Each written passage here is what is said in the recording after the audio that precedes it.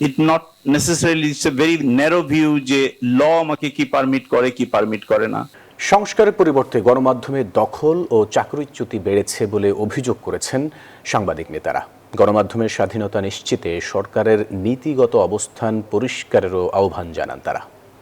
সাংবাদিক সুরক্ষা এবং সংস্কারে একটি পূর্ণাঙ্গ গণমাধ্যম কমিশন গঠনের প্রস্তাব দেন তথ্যমন্ত্রী জহিরুদ্দিন স্বপন। আর আটক সাংবাদিকদের বিষয়ে সরকার দ্রুত সিদ্ধান্ত নেবে বলে জানান প্রধানমন্ত্রীর তথ্য উপদেষ্টা। মুক্ত গণমাধ্যম দিবসে রাজধানীতে আলাদা কর্মসূচিতে বক্তব্য রাখেন তারা।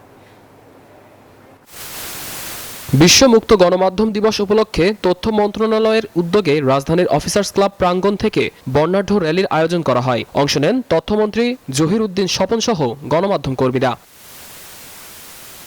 দিবসটি উপলক্ষে রাজধানীর ধানমন্ডিতে টিআইবির আলোচনা সভায় অংশ নেন সাংবাদিক নেতারা। বলেন, গণঅভ্যুত্থানের পর সংস্কারের বদলে গণমাধ্যমে দখল ও চাকরিচ্যুতি বেড়েছে। যখন আমরা সাংবাদিকতার স্বাধীনতার কথা বলি, 200-র বেশি সার্ভিস ও ফিচারে লেনদেনের সব বিকাশ অ্যাপে সম্ভব।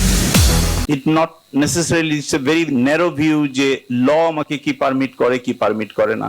সম্পাদকরা স্বাধীনভাবে সিদ্ধান্ত নিয়ে তার পেশাগত দায়িত্ব পালন করতে পারেননি। ডিজিটাল আইনের মাধ্যমে যেন কারোর মৌলিক অধিকার ক্ষুণ্ণ না হয় সেদিকে সজাগ থাকার তাগিদ দেন টিআইবি নির্বাহী পরিচালক। আর সাংবাদিকদের আটক ও আইনি জটিলতা প্রসঙ্গে সরকারের ইতিবাচক অবস্থানের কথা জানান প্রধানমন্ত্রীর তথ্য উপদেষ্টা। এই আইনগুলোর মাধ্যমে ক্ষমতাকে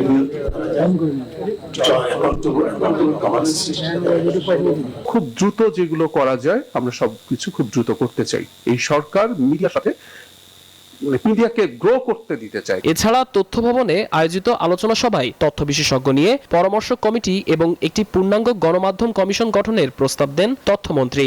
জরুরি সমস্যাগুলিকে সমাধান করার জন্য একদিকে যেমন আমরা একটা মিডিয়া কমিশন তৈরি করার জন্য এরকম একটা পরামর্শ কমিটি গঠন করে এগোতে পারি। অবশ্যই এখানে মঞ্চে উপস্থিত যে অংশীদাররা আছেন আপনাদের সকলকে সাথে নিয়ে করবো এই কাজটা। আন্তর্জাতিক র্যাঙ্কিং অনুযায়ী বাংলাদেশে গণমাধ্যমের স্বাধীনতা সন্তোষজনক নয় বলে জানান আলোচনায় অংশ নেয়া কূটনীতিকরা। সাদমান রাফিদ, নিউজ 24, ঢাকা।